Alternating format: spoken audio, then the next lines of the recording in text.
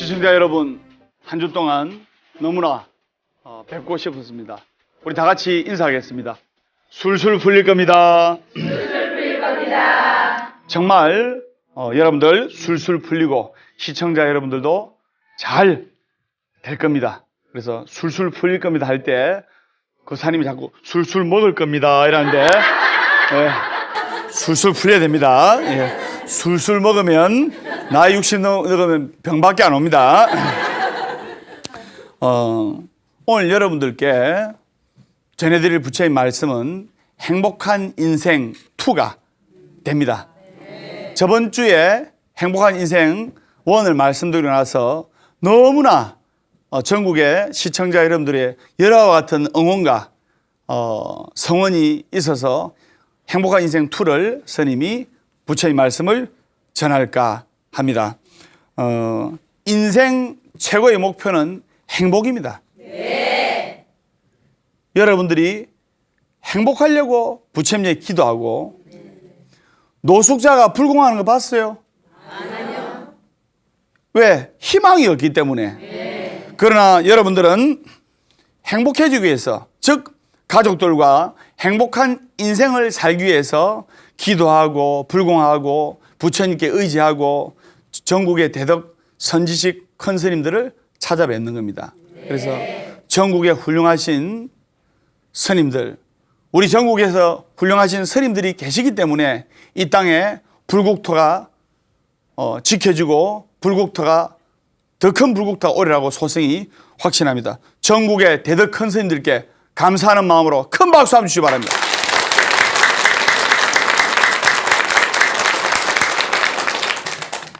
소승이 시를 법담 스님의 책 중에 읽어드릴까 합니다.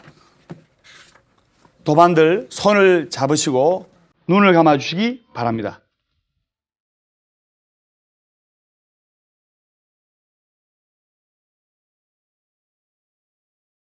흐르는 강물처럼 인생은 시작과 끝이 있는 이례적인 것이 아닙니다. 쉼없이 왔다가는 다시 사라져 가버리는 순환의 연결고리를 하고 있는 게 인생입니다. 이것은 필연적인 우주의 법칙입니다. 만났다 헤어지고 다시 새로운 만남이 이어지듯 인생은 흐르는 강물과 같습니다. 그저 흘러가고 있다는 사실을 알아차린다면 인생에서 주어지는 좋은 기회를 놓치지 않을 수가 있습니다. 살아간다는 것은 보이지 않는 세계에서 꿈틀거리는 에너지가 흐르는 강물처럼 어떤 현상에서 교감하면서 관계를 맺고 있는 것입니다. 관세음보살, 관세음보살, 관세음보살. 그래서 우리 흐르는 강물처럼 여여하게 살아가도록 하겠습니다. 법담 스님도 오는 인연 안 막고 가는 인연 안 붙잡습니다. 오는 인연 막는다고 한들 막을 수가 없고 떠나가는 인연 잡는다고 해서 잡을 수가 없는 법입니다. 그저 흐르는 강물처럼 인생을 살다 보면 좋은 결과가 있으리라 소승이 확신합니다. 설마 무슨 말인지 아시겠죠? 네. 지금 대한민국 어느 절이고 정초기도, 삼재기도를 봉행을 각 절에서 하고 있습니다. 올해 2014년도 올해죠. 네. 2014년도 올해 삼재는 눌삼재로서 돼지띠, 토끼띠, 양띠입니다. 그래서 돼지띠, 토끼띠, 양띠가 눌삼재이기 때문에 나쁜 3가지 재앙이 와서 들어 누워버려요. 그래서 정월달에 각 절에서 훌륭한 스님들께서 정초기도 삼재 소멸 기도를 봉행하고 있으니까 삼재를 소멸하시고 소원 성취하시기 바랍니다. 그리고 아홉수도 그만큼 안 좋습니다. 29, 39, 49. 그래서 법담 스님도 29에 인생에서 고비가 왔는데 좀 아팠어요. 여러분들이 볼 때는 법담 스님 하나도 안 아파 보이죠? 네. 너무 건강해서 탈입니다. 예. 어떻게 하면 행복한 인생을 사느냐? 행복한 인생을 살려면 이 행복은 외부적인 것이 아니라 내부적인 것입니다. 다시 말해서 행복은 객관적인 것이 아니고 극히 주관적인 것이에요. 돈이 많다고 행복하느냐? 천만의 말씀, 만만의 콩떡입니다. 돈이 많다고 행복한 것도 아니고 여러분, 재벌은 돈 빼고 다 걱정이라고 합니다. 돈 빼고 다 걱정이에요. 그게 뭐가 행복합니까? 진짜 행복한 사람은 마음이 풍요로운 게 행복한 거예요. 근심 걱정이 없고. 선생님 맞습니까? 그러면 이왕 주관적으로 그리고 내부적으로 생각할 것 같으면 좋은 쪽으로 생각해야 돼요. 좋은 쪽으로. 내가 지금 좋은 쪽으로 생각할 것인가? 나쁜 쪽으로 생각할 것인가? 내가 지금 긍정적으로 생각할 것인가? 부정적으로 생각할 것인가는 내 판단에 달려 있는 거예요. 전국의 시청자 여러분께서 법담 선생님 정말 법문을 재밌게 참 유머스럽게 잘하면서 그 사이에 부처님 메시지가 가슴에 팍팍 와닿는다. 그렇게 긍정적으로 생각하는 사람은 법담 선생님 나오는 프로를 꼭 볼 것이고 뭐 저래 하면 채널 돌아갈 것이고 극히 주관적인 것입니다. 그러면 이왕이면 자기 마음을 좋은 쪽으로 생각해야 된단 말입니다. 여기서 3명은 불행하고 27명은 아주 행복해 보입니다. 그 중에 1명은 어제 부부싸움을 하셨네요. 보살님, 네 말입니다. 예, 쳐다보는, 옆에 쳐다보, 옆에. 그래서, 힐러리 여사의 일화가 있는데, 빌 클린턴 대통령과 미국의 전직 대통령 빌 클린턴 대통령과 힐러리 여사의 그 일화 내용이 있는데 그 두 분이 주유소에 차에 이제 기름을 넣으러 갔어요. 기름을 넣으러 갈 수 있는 거 아닙니까? 그런데 그 큰 주유소 사장이 힐러리 여사의 옛 남자친구였어요. 그러니까 빌 클린턴 대통령이 이제 차에 기름을 넣고 나오면서 어깨에 힘을 딱 부인한테 주면서 여보, 만약 당신이 내하고 결혼 안 하고 저 남자하고 결혼했다면 당신은 주유소 사장의 부인이 되었겠지 하면서 으쓱거렸어요. 그러자 힐러리 여사가 그 유명한 말이 있습니다. 아니요. 아마 저 주유소 사장이 미국의 대통령이 되었을 건데요.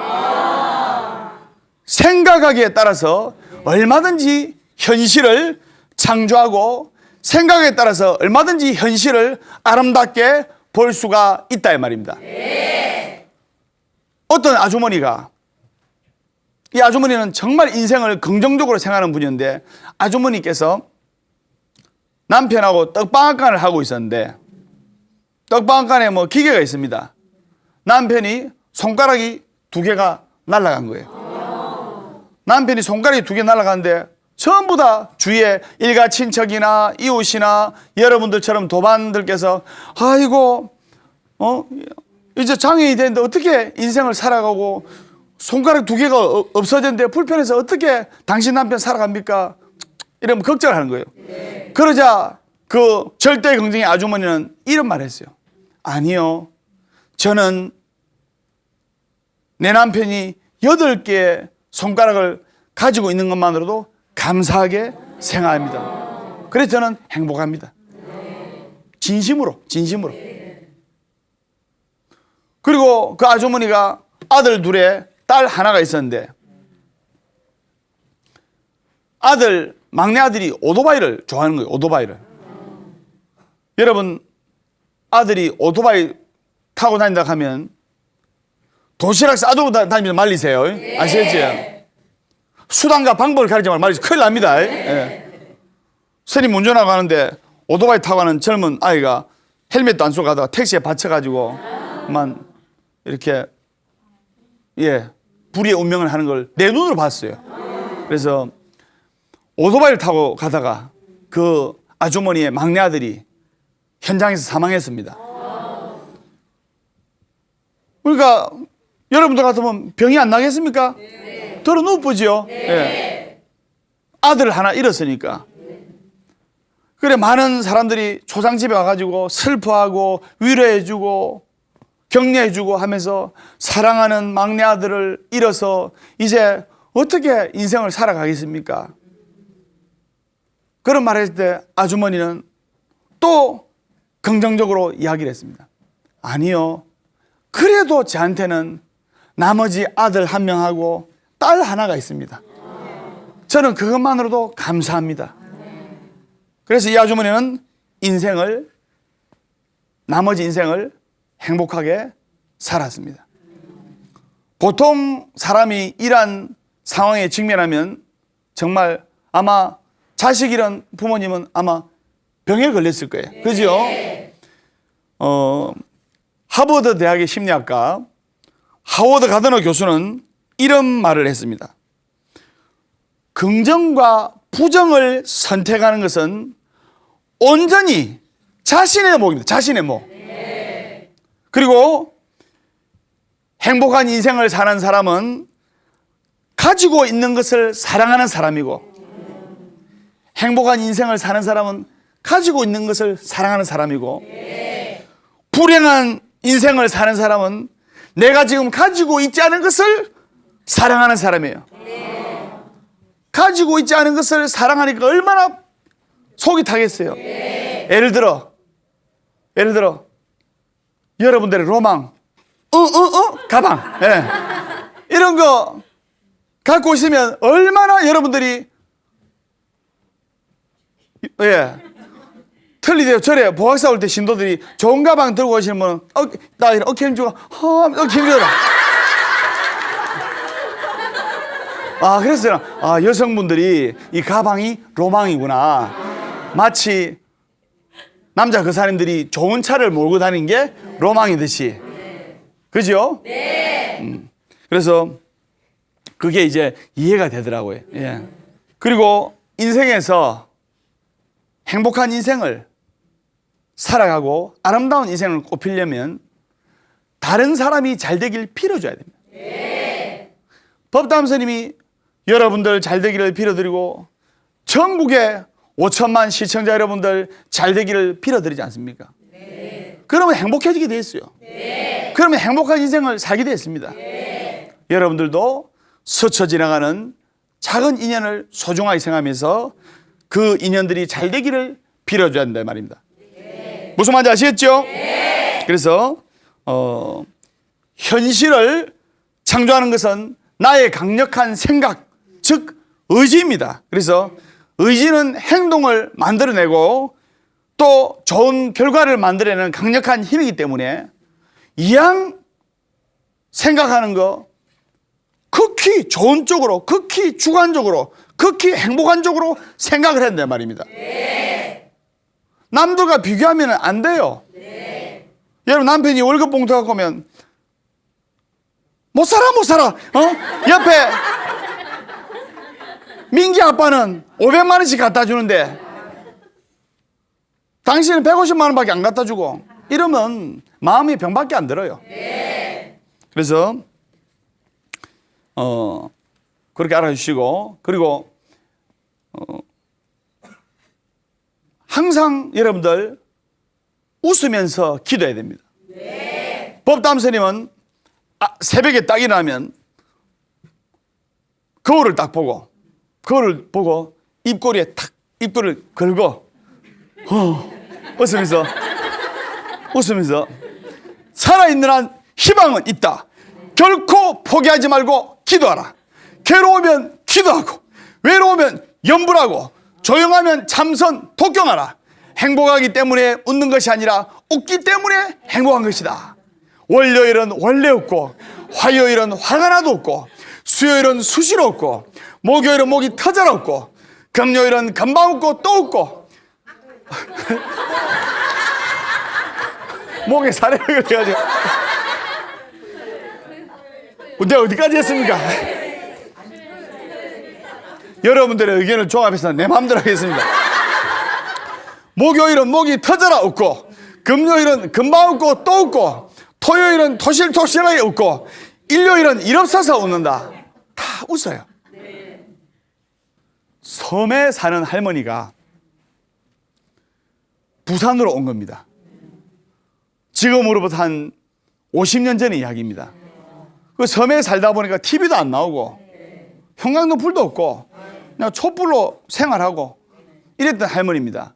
문명의 혜택을 전혀 못 받는 할머니였는데, 이 할머니가 부산에 딱 오니까, 시내 오니까 버스가 다니는 거예요.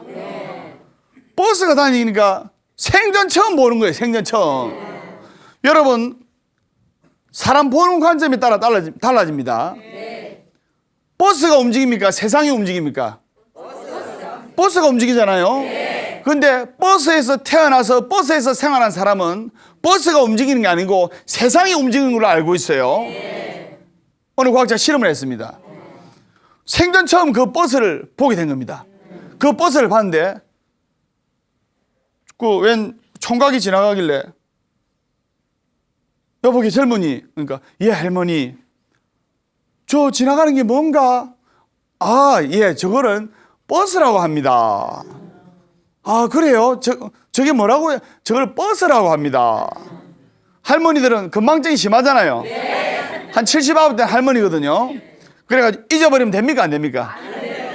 그래서 저 버스를 타고 자기 딸내집으로 가려고, 딸내집이 부산 어디에 있다는 걸 알거든요.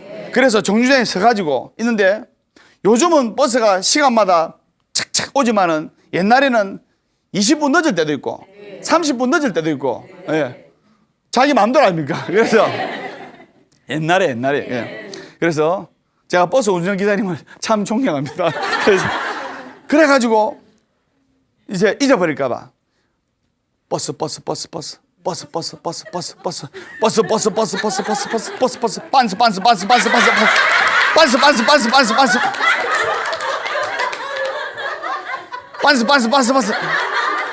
건망증이 심하니까 할머니들은 팬티를 빤스를 하지 않습니까? 빤스 이러니까 버스가 안 오는 거예요. 그 옆에 지나가는 고등학교 1학년 넘어간다.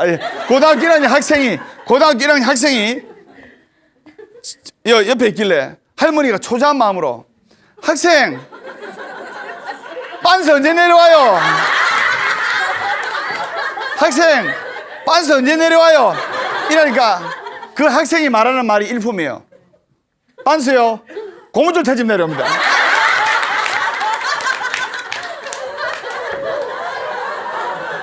넘어간다. 예. 그래서 행복한 인생을 살려면 이렇게 웃으면서 살아야 됩니다. 돈이 많고 작고 그걸 떠나서, 남편이 돈을 잘 버리고 못 버리고 그걸 떠나서 내가 행복하면 그건 행복한 거예요. 거기에 관한 이야기를 한 가지 하겠는데, 우연찮게 그 전신 화상을 입은, 3도 중화상의 전신 화상을 입은 이지선 씨의 이야기를 하겠는데, 이 이지선 씨는 인생을 참 행복하게 살아가는 분입니다. 이화여대 킹카였는데 이화여대에서 막 최고로 예쁜 여대생이었어요. 그런데 빨간불로서 자기가, 이지선 씨가 하나도 잘못한 게 없는데 그 앞에 이제 빨간불에 차가 서 있어야 될 거 아닙니까? 있는데 소주를 5병 마신 남자가 이래가지고 7중 추돌이 일어나가지고 차에 불이 붙어가지고 전신 3도 중화상을 입은 겁니다. 여러분들 1도, 2도 화상은 뭐 성형의 기술로서 해가지고 흉터를 거의 안 보이게끔 할 수 있지만은 3도 중화상은요, 아무리 우리나라의 의료가 뛰어나도록 흉터는 남습니다. 단 좀 작게 남느냐, 많이 남느냐. 전신 3도 중화상을 입어가지고 2개월 동안 응급실과 중환자실을 오갔어요. 그래서 생사의 갈림길에 있은 거죠.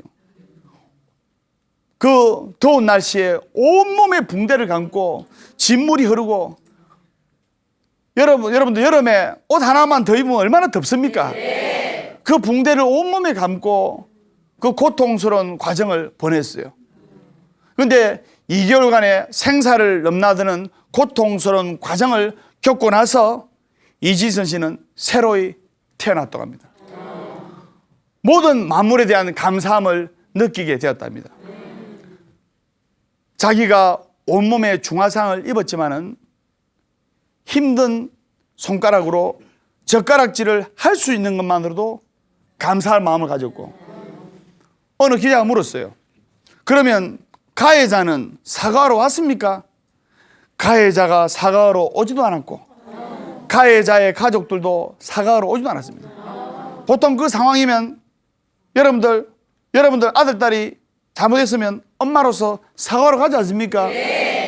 사과하러 오지도 않았고, 그런데 처음에는 그분들이 원망스럽다가 지금은 원망하는 마음이 안 생기고 오히려 그분들께 감사하는 마음을 가지게 되었답니다.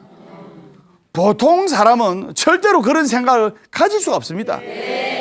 그리고 보통 사람은 그런 전신 3도 중화상을 입었으면 자기 스스로 우울증이나 조울증이나 신경감인 노이로제에 빠져가지고 생을 마감하는 게 보통입니다. 그러나 우리 이지선 씨는 정말로 행복한 인생을 살면서, 저는요 더 많이 자르지 않아서 감사하고요, 그리고 이 화상을 입어서 생긴 주름 하나에도 감사하고요, 그리고 저는 이 오른손으로 밥을 떠먹을 수 있는 것만으로도 감사하게 생각합니다. 그리고 정말 제가 존경하는 분인데, 그런 환경 속에서도 열심히 행복하게 살아가시는 분인데, 여러분들 뭐 좀 돈 좀 남편이 못 버린다고, 자식이 애를 좀 먹인다고, 좀 힘들다고 생을 막거나 삶을 포기하거나 인생을 저버리려고 하는 사람들이 너무나 많다 말입니다. 정신 차려야 돼요. 그런 분들은. 그분이 행복한 인생을 사는 비결을 말씀을 하시던데, 저는 그 감동을 잊을 수가 없습니다. 그분이 하신 말씀이, 주변에서 뭐라고 하든지 내 자신에 대한 확고한 믿음과 확신만 있으면 행복한 인생을 살 수 있다고. 이지선 씨 주위의 사람들은 그래가지고 어떻게 사회생활을 할 수 있겠습니까? 이렇게 걱정으로 걱정 반 위로 반 하지만은 이지선 씨 본인 당신은 그렇게 행복한 모습을 보였어요. 저는 그 모습에서 정말 고개가 숙연해지고 존경하는 마음이 생깁니다. 주변에서 뭐라고 하든지 나 자신에 대한 확고한 믿음과 확신이 있으면 그 사람은 행복한 인생을 살 수가 있다, 이 말입니다. 네.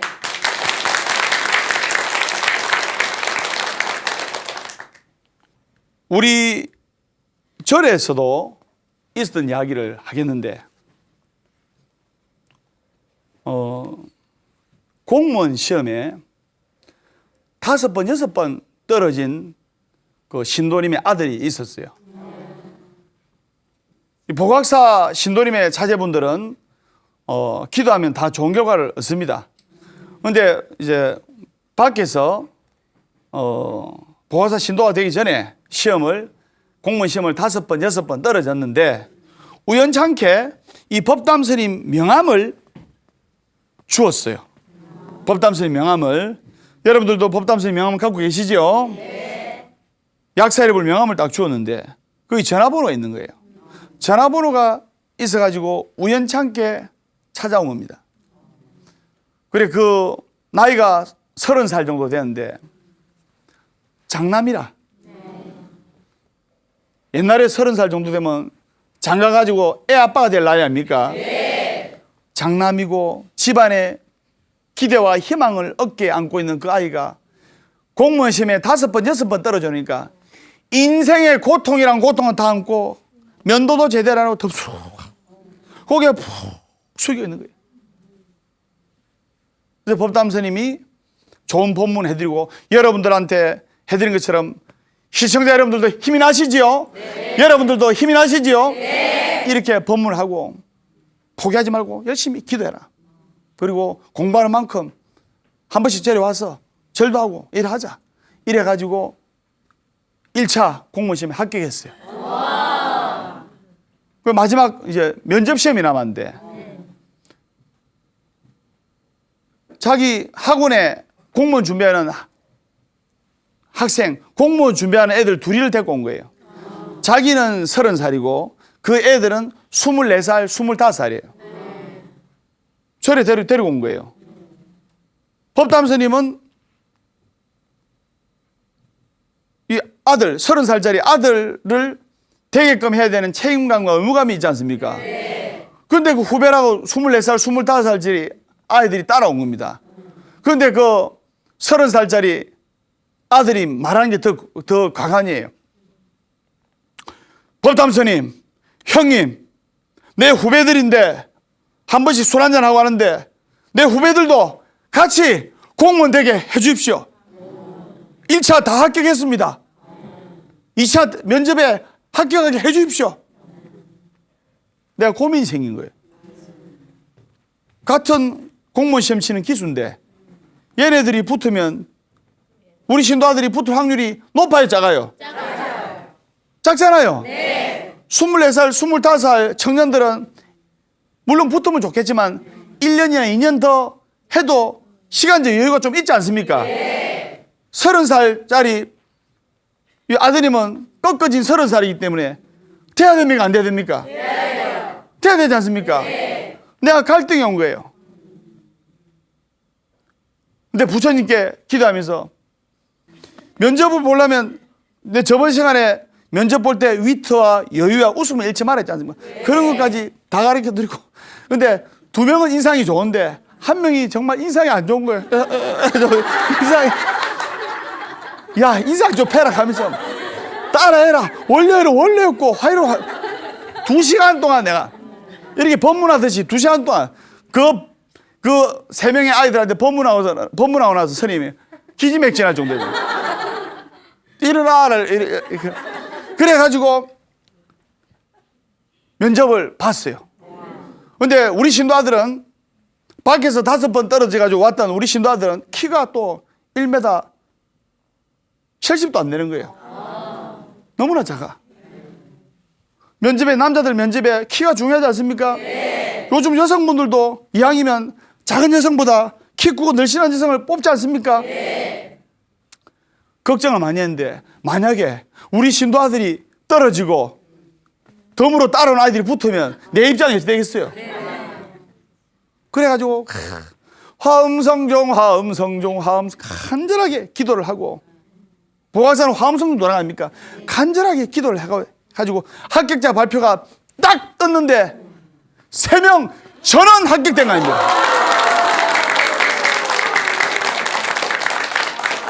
그게 컴퓨터에 부산 보각사 치면 공무원 합격한 내용이 나옵니다. 예, 3개월 동안 그 젊은이들과 대화한 과정을 찍어놓은 장면이 있거든요. 부산 보각사 참고하세요. 네. 그래 하시고 여러분들과 시간 가는 줄 모르듯이 이렇게 너무나 행복하게 지금 스님이 법문을 하고 정말로 여러분들 만나서 행복하고 시청자 여러분들 만나서 행복하고 감사합니다. 그래서 여러분들 매일매일 걱정거리가 많다면 이 불행합니까? 행복합니까? 불행하지요? 네. 그런데 동전의 양면처럼 마음을 한번 바꾸니까 극락이 여기 있는 거예요. 뭐냐? 매일매일 걱정할 거리가 많다면, 걱정할 거리가 많아가지고, 걱정할 거리가 많으면 머리를 써야 되지 않습니까? 네. 머리를 쓴다는 것은 두뇌를 쓰는 거 아닙니까? 네. 걱정할 거리가 많아서 두뇌 회전을 할 수 있구나. 그런 사실에 감사할 줄 알아야 됩니다. 네. 그래야 행복한 인생이 되는 거예요. 네. 법담스님이 이따가 쭉 지켜보건데, 부모님한테 불효하는 사람일수록 잘 되는 사람 못 받고, 그리고 불평불만을 많이 하는 사람일수록 잘 되는 사람 못 받습니다. 네. 부모님께 효도하고 부모님께 감사하고, 그리고 매사를 긍정적으로 아름답게 봐야 행복한 인생이 된다 이 말입니다. 네. 부정적인 상황을 뒤집어 보면 반드시 거기에는 긍정적인 상황이 있습니다. 네. 마치 동전의 앞면과 뒷면처럼 말입니다. 포기하고 싶은 순간 인생의 승리는 시작되는 겁니다. 네. 잘 들으시기 바랍니다. 포기하고 싶은 순간, 여러분들이 인생을 좌절하고 포기하고 싶은 순간에 여러분들의 승리는 시작되는 겁니다. 그것을 아셔야 됩니다. 무슨 말인지 아시겠죠? 네. 재미난 이야기 한 가지 하겠는데, 영자란 이름을 가진 분이 선생님이 돼가지고 초등학교에 부임을 했어요. 초등학교에 부임을 하니까 초등학교 어린이들이 너무나 순수하잖아요. 네. 순수하니까 이제 아이들이 이제 일기를 적고 일기 검사를 하고 하는데, 햄스터를 어린 아이들이, 초등학생들이 참 좋아하지 않습니까? 네. 뭐 애완동물 비슷하게, 사실은 쥐인데, 그래서 그것도 마음먹이 달리는 겁니까? 네. 쥐를 징그럽다 생각하면 한도 끝도 없이 징그럽지만 예쁘다고 생각하니까 애완동물이 되잖아요. 네. 햄스터 쥐 맞지요? 네. 네. 그래서 햄스터를 다 키우는데 어린 아이들이, 그중에 그 영자라는 선생님이 초등학교 1학년을 맡고 있었는데, 그 햄스터 아이들이 놔두고 간 그 바구니 안에 들은 햄스터를 쭉 봤는데 한 마리 햄스터 너무 예쁜 거예요. 그래서 햄스터가 작잖아요. 손으로 탁탁 장난을 거니까 그 햄스터가 잘 죽어요. 막 핥히는 거예요, 영자 선생님한테. 그래서 그냥 탁 치는데 햄스터가 죽어버린 겁니다. 그러면 그 햄스터를 키우는 초등학교 1학년 어린 아이가 그 죽은 햄스터를 봤을 때 얼마나 가슴 아프겠습니까? 볼이 나게 가게 가가지고 아주 비슷하게 생긴 햄스터를 사왔어요. 그래가지고 그 소쿠리에 탁 담아놨는데, 그 아이가 이제 일기를 적었어요. 그 햄스터 뒤바뀐 줄도 모르고 닮아 놓으니까 그 아이가 적은 일기가 가관입니다. 그 아이의 일기를 읽어드리면, 월요일 날씨 맑음. 오늘 나의 햄스터가 너무너무 이상하다. 매일 먹이를 줬을 때는 괜찮았는데 하루 먹이를 안 주고 굶기니까 암놈으로 변했다.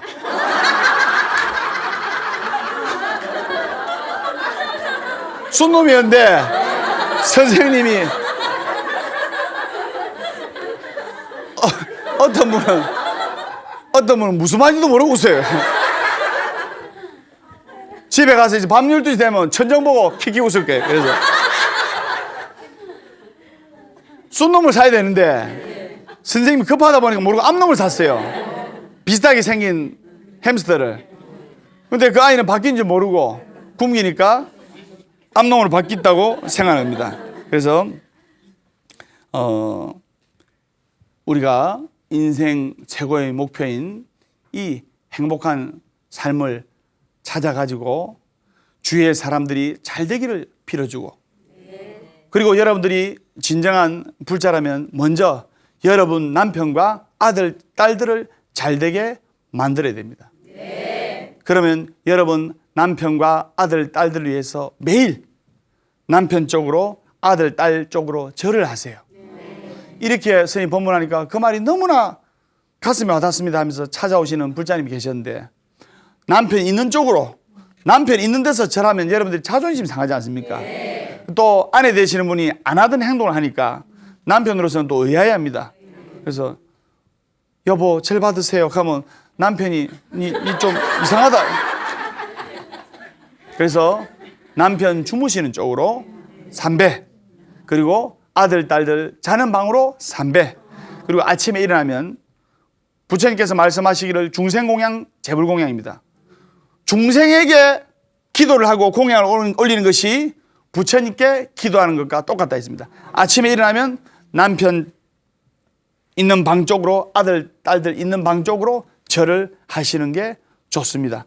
무슨 말인지 아시겠죠? 네. 그리고 친한 사이일수록 존댓말을 해야 돼요. 부부끼리 부부 싸움을 많이 하는 부부는 서로 반말합니다. 이 밥 묻나? 밥 안 묻다. 묻고 온나? 운다. 이러는데 오늘부터 여러분들 집에 가서 남편께 존댓말을 하세요. 밥을 딱 차려놓고 남편에게 거사님 공양하시지요. 남편이 공양을 하시고 나서 보살님 공양 잘 먹었습니다. 회사 출타에 오겠습니다. 예. 이렇게 존댓말 하다 보면 존경을 해주고 존칭을 해주고 존대를 해드리면 서로가 행복한 인생이 되리라 소승이 확신하면서 다음 주에 밝고 건강한 모습으로 뵙겠습니다. 술술 풀릴 겁니다. 술술 풀릴 겁니다.